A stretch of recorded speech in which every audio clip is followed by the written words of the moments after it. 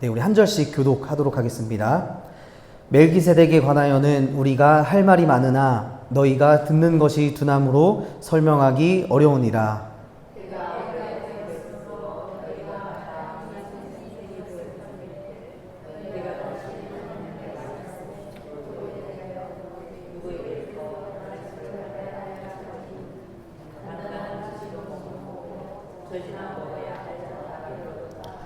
이는 젖을 먹는 자마다 어린아이니 의의 말씀을 경험하지 못한 자요.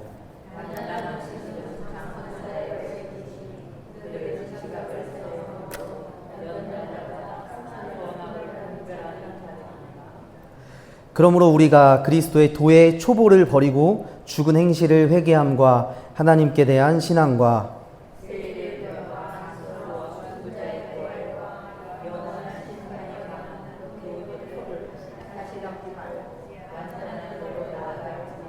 우리 3절 말씀 함께 읽겠습니다. 하나님께서 허락하시면 우리가 이것을 하리라. 아멘. 네, 오늘 5장 11절부터 6장 3절까지 말씀을 통해서 우리 그리스도의 도의 초보를 버리고 라는 주제로 함께 말씀을 생각해 보려고 하는데요. 오늘 함께 읽은 이 본문 6장 1절에서 3절 말씀을 눈을 보시면서 제가 쉬운 성경으로 한번 읽어 드리도록 하겠습니다. 그러므로 훌륭하게 자란 어른이 됩시다. 처음 그리스도에 대해 배우던 때로 돌아가서는 안 됩니다. 그때는 죽음에 이르게 하는 행위에서 막 돌아서서 회개하던 때이며 하나님에 대한 신앙의 기초를 닦던 때였습니다. 세례와 안수와 죽은 자의 부활과 영원한 심판에 관한 기초를 다시 닦지는 마십시오. 하나님께서 허락하시면 우리는 어른으로 성장할 수 있습니다. 라고 쉬운 성경에서는 이렇게 번역을 하고 있습니다. 제가 이제 히브리서를 함께 공부할 때 매번 쉬운 성경으로 이렇게 구절을 한 번씩 읽어 드릴 거예요. 이 쉬운 성경을 읽어 드린 이유는 우리 개역개정 성경이 조금 어렵기도 하고 또 워낙 구약을 많이 인용하고 있기 때문에 쉬운 성경으로 읽어보면 이 히브리서의 말씀을 조금 더 잘 이해하는데 도움이 돼서 그렇습니다.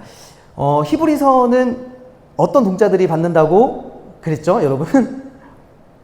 우리 히브리서를 지금 한 6, 7번째 하고 있는데 여러분들 다 제가 매번 설교 때마다 언급했던 것처럼 예수 그리스도의 말씀, 즉 도를 버리고 다시 어디로 돌아가려고 했던 그리스도인들, 유대교로 돌아가려 했던 그리스도인들에게 이 히브리서를 보냈습니다. 그래서 1장부터 누구에 대해 설명하냐면 예수님에 대해서 아주 계속해서 지금까지 설명하고 있었어요. 그리스도의 말씀과 또 그리스도의 도에서 떠나지 말라는 권면을 계속 하고 있었습니다. 그런데 오늘 6장 1절에서 3절 말씀에 보면 돌연 히브리서 기자가 갑자기 이런 말을 합니다. 그리스도의 도의 초보를 버리라고 이야기를 해요. 버리라고. 그리스도의 도의 초보를 버리라고 말씀합니다. 이제까지는 그리스도의 도를 굳게 잡으라고 그 도에서 떠나가지 말라고 권면했는데 왜 갑자기 그리스도의 도의 초보를 버리라고 말하고 있는 것일까요? 여기서 이 버리다라는 말을 헬라 원문을 보면 이거는 그냥 필요 없어서 버리다라는 그런 뜻이 아닙니다. 이것은 비중의 어떤 그 의미를 가지고 있어요.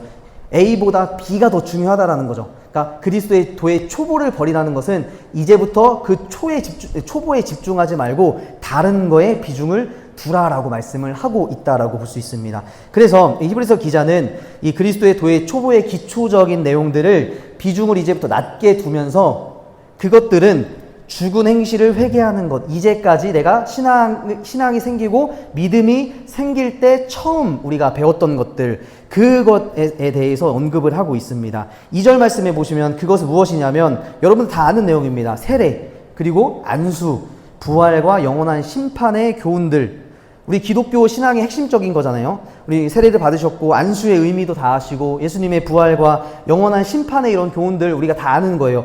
그런데 그런 것들을 다시 닦지 말고 완전한 대로 나아가라고 권면을 하고 있습니다.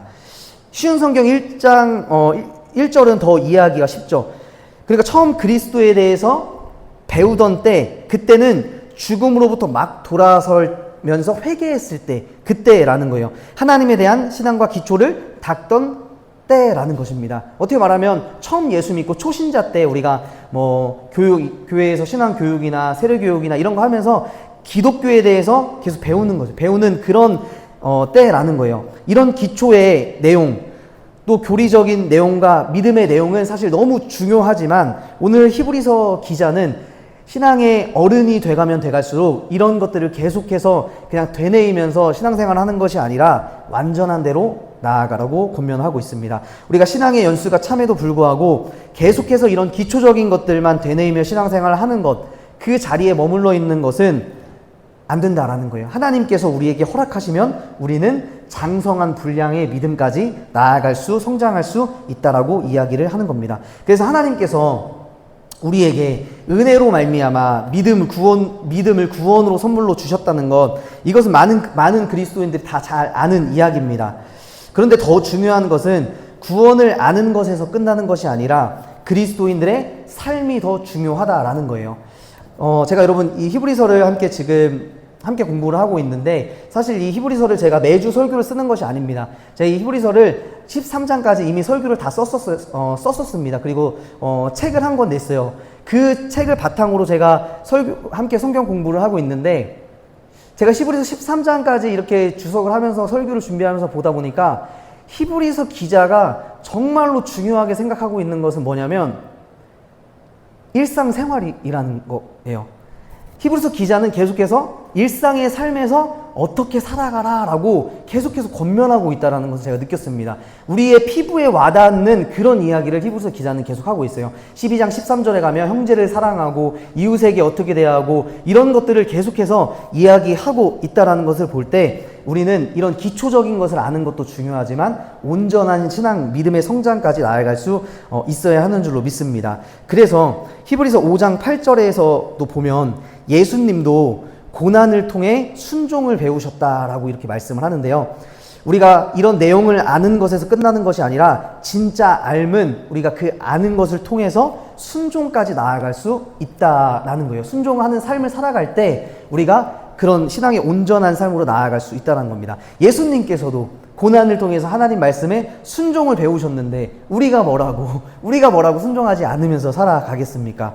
여기서 이 순종이라는 말은 배우다라는 말, 이렇게 예수님이 순종을 배우셨다라고 하잖아요. 예수님도 배우셨다라는 거예요. 인간으로 오셔서. 이 두 가지 말을 함께 보았을 때 이 순종을 배웠다라는 것에서 우리가 알 수 있는 거는 우리가 하나님 말씀을 들었을 때 그것에 마음을 쏟고 그것의 말씀에 가까이 가서 그 말씀을 들었을 때는 순종할 수 있는 행위까지 나아가야 한다라는 것입니다. 그래서 히브리서를 읽고 있는 이 독자들에게 믿음을 더욱 견고하게 하고 흔들리지 않는 믿음을 심어주기 위해서 계속 세례가 뭔지, 안수가 뭔지, 죽음이 뭔지, 십자가가 뭔지 교육하는 것이 아니라 이들의 삶의 변화에 대해서 언급하고 있다라는 것을 볼 수 있어요. 여러분 삶이 변해야지 여러분들 믿음의 그 확신, 믿음을 꼭 붙잡고 나아갈 수 있습니다. 계속 성경 공부만 한다고 해서 우리 믿음을 붙잡을 수가 없어요. 여러분의 삶에서 살아낼 때 여러분의 믿음이 더욱더 견고하게 되는 것인 줄 믿습니다. 그래서 믿음이라는 것은 이 믿음의 확고함과 확신은 삶 속에서 동반되는 행동이 있을 때 흔들리고 견고하게 자라날 수 있다라는 것이에요. 말씀을 가지고 내 삶에서 살아내보는 행동이 우리 믿음을 계속해서 더 견실하게 만들어 간다는 말입니다. 계속해서 신앙의 교육을 다시 배우고 닫고 하는 것보다 온전한 삶의 신앙의 자리로 나아가라는 권면, 이 말씀 우리가 실천할 수 있고 순종할 수 있지만 사실 우리의 힘으로는 할 수 없습니다. 여러분 다 아시잖아요. 근데 오늘 3절 말씀에서 이렇게 말씀합니다. 우리 3절 말씀 다시 한번 우리 읽어볼까요? 3절입니다. 시작. 하나님께서 허락하시면 우리가 이것을 하리라 라고 말씀해요.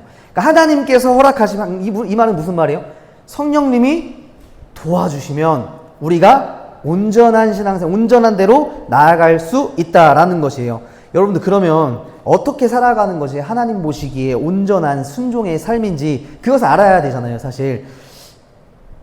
이것이 전부는 아닙니다. 그런데 제가 성경을 보니까 하나님 말씀에 순종하고 살아가는 방법에 대해서 한 가지가 나오는데 그것에 대해서 한번 생각을 해보려고 합니다.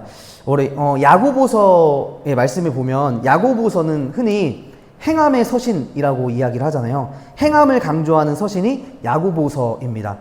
근데 야고보서 1장 27절 말씀에 보면 이렇게 말씀합니다. 하나님께서 받으시는 경건은, 그러니까 하나님께서 기뻐하시는 경건은 어려운 처지에 있는 고아와 과부를 돌보고 세상의 악에 물들지 않도록 자신을 잘 지키는 것입니다. 하나님께서는 이런 순수하고 깨끗한 신앙을 보십니다. 라고 기록을 하고 있어요. 하나님이 원하시는, 그러니까 경건, 하나님이 받으시는 경건은 우리가 히브리서에서 지금 말씀드린 것처럼 완전한 대로 나아가는 것과 동일하다고 볼 수 있어요. 첫째로 뭐냐면 어려운 처지에 있는 사람들을 돌보고 택하고 방문하는 것이 하나님께서 기뻐하시는 경건이라는 거예요. 환난 당한 자들을 돌보라고 말하는 것입니다.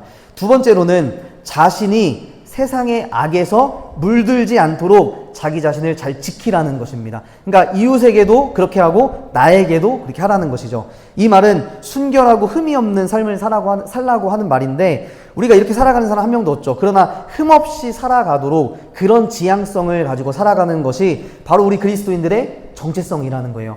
우리가 세상을 살면서 내 옆에 있는 친구들, 옆에 있는 가족들, 옆에 있는 이웃들이 세상적으로 살아갈 때 우리가 그것을 따라가기보다는 우리는 하나님 말씀에 순종함으로 그렇게 살아가기 힘들지만 그럼에도 불구하고 그런 삶의 방향성의 지향으로 나아가는 것이 우리 그리스도인들의 삶인 줄 믿습니다. 오늘 말씀을 정리해보자면 하나님께서 원하시는 경건, 히브리서에 말씀하시는 온전한 대로 나아가라 라는 것은 세속에 물들지 않게 여러분들 자신을 돌보고 지키는 것인 줄 믿습니다. 조심하면서 죄에 대해서 늘 경계하고 관리하고 주의하며 살아가는 것이 경건이라고 오늘 성경은 말씀하고 있다는 거예요. 이 두 가지의 삶이 병행될 때 우리는 도의 초보적인 내용만 닫고 어린아이와 같이 그렇게 신앙생활하는 것이 아니라 어른의 신앙생활의 모습으로, 완전한 신앙의 모습으로 발전하게 되는 것입니다. 이것이 그리스도의 도의 초보를 뛰어넘는 온전한 신앙이라고 오늘 말씀하고 있는 거예요. 그래서 오늘 말씀을 통해 깨닫는 것은 여러분들 우리 주위에 돌아보아야 할 사람이 얼마나 많은지 여러분들 생각해 보시죠.